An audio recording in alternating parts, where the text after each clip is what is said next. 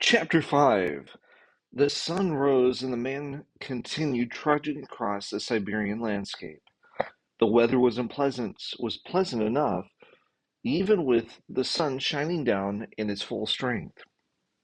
A slight breeze was blowing, but not enough to keep the mosquitoes, black flies, and no-see-ums from swarming around the men. Nikolai and the other men had not taken baths for some time, and this ended up being a natural bug repellent against the insects. The flies and mosquitoes found the smell of sour sweat to be unpleasant and would alight for only a few seconds before moving on. Unfortunately, this wasn't enough of a deterrent for the no-see-ums. They were the worst. They were so tiny that it was hard to see them, but they were there. They crawled into the men's eyes and ears and noses. They got into the men's hair and under the folds of their clothes. It seemed that no place was off limits to the pesky little insects. Eventually, Nikolai smeared swamp mud on his face, neck, and hands to keep the bugs from biting. When the other men saw the way the mud protected Nikolai, they followed his example. There was a faint trail across the tundra, which Nikolai felt must be the route to and from the prison camp. It wasn't an easy trail to walk, especially with all the bogs and muskegs everywhere, and skirting the spongy, swampy ground was tiring. Not a soul appeared to be anywhere in the vicinity, as the day wore on without sign of human life. The strangest sort of panic began to creep over Nikolai. He felt as though he were walking to the edge of the earth's last wilderness, where absolute solitude existed. Surely human life could not exist in such a God-forsaken place. But then he remembered his resolve and his mission. Wherever he was headed, God needed him there. This gospel of the kingdom shall be preached in all the world for a witness unto all nations, and then shall the end come. Those were the words from one of Nikolai's favorite passages in Scripture, and they reminded him of his commitment to God. The idea calmed him a bit, and after a while he was able to regain his composure. The men walked on and on long into the evening.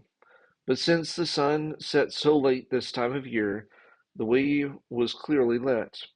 And then, just as the sun dipped below the horizon, Nikolai caught sight of some buildings in the distance. The men all quickened their pace. They had come so far.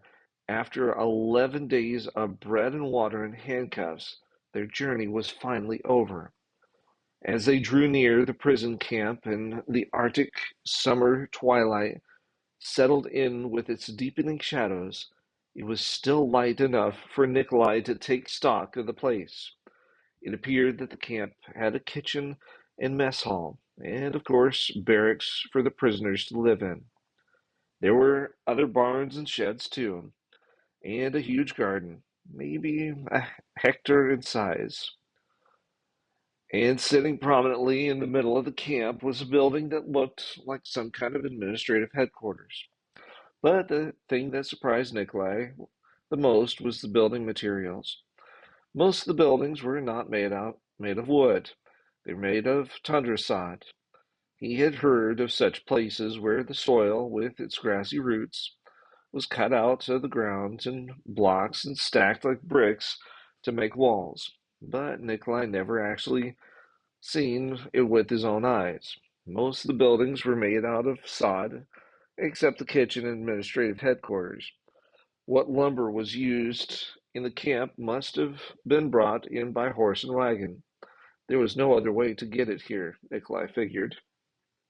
The building construction was most simple, with tall stove pipes sticking through steep corrugated metal roofs, designed to shed the heavy Siberian snows. Small doors and very few windows kept the openings in the buildings to a minimum. There was no doubt that this helped conserve the heat Nikolai knew they would need in the long, cold winters ahead. In front of the building that looked like an administrative headquarters, A USSR flag with sickle and hammer stitched on it flapped gently in the breeze. Nikolai sensed that even in this far-flung region, prisoners and guards alike had a sense of patriotism and national pride. As the party of five arrived in camp, they caused quite a stir. The hour was late, but even so the prisoners and guards alike began to pour out of the barracks and other buildings. It was obvious that most of them had been aroused from their sleep, but it didn't seem to matter. This was the first contact anyone had with the outside world in months. Everyone gathered around, curious to get a good look at the new prisoners. The soldiers had brought mail for the officers and guards on duty, and there were even a few select pieces for some of the prisoners. But mostly the inmates were just glad to see new faces and hear the latest news.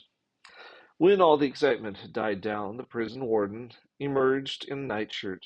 He looked at the prisoners over with bloodshot eyes. It looked as if he had been drinking, but Nikolai wasn't surprised. Even in this place, there had to be vodka. There was vodka everywhere in Russia. The people used it to drink away their cares and troubles. They also used it for medicinal purposes, pouring it on cuts and wounds and infections. They even used it in their cars in the winter to keep the radiators and gasoline lines from freezing up. And surely this prison warden used it to drink away the loneliness of this place. As Nikolai studied the face of the officer, he wondered where the man's family was. Did he have a wife? Did he have children? He looked to be in his early 40s. Was he considered a military officer?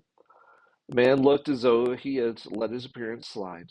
But then again, Nikolai had no idea what the standard for the officers in outposts like this one was. Did anyone here really care how an officer looked? Nikolai guessed maybe not. In the glow of twilight, Nikolai could see that the warden's face of stubble already had a head start on the coming day. He had salt and pepper hair, and Nikolai had to smile. At least the man still had a full head of hair. Nikolai ran his hand over his own thinning scalp, reminding himself that at least he had less hair than the warden, though the warden looked to be older. The warden greeted the prisoners gruffly and then turned to go back into his own quarters. With a wave of his hands, he sent them with a guard on a short tour of the camp. Nikolai was surprised to discover that there were approximately 300 prisoners at the camp. The prison didn't appear to be big enough for those numbers, but judging by how cramped the bunks were in the barracks, he could believe it. Some 20 to 30 prisoners were crowded into a tiny room large enough for maybe 10 or 12. The only space Nikolai could call his own was his own bunk, which was little more than 5 feet in length. Rough-hewn boards formed the slats that made up each bunk frame and bed. Nikolai frowned as he looked around and stared up at the tin roof of the barracks. Like it or not, this was going to be his new home. The sooner he got used to it, the better off he'd be.